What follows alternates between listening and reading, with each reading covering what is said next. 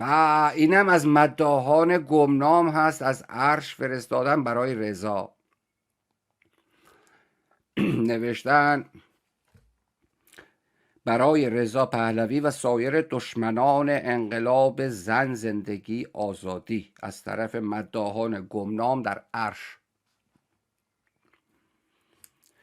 آمدی سر تا سر خاک وطن پاییز شد، زیر پایم لیس شد، زیر پایم لیس شد.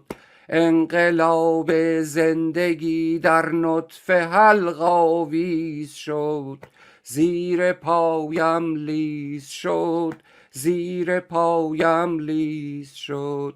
ای عزیز یاسمین صبرم ز تو لبریز شد، زیر پایم لیس شد، زیر پایم لیس شد.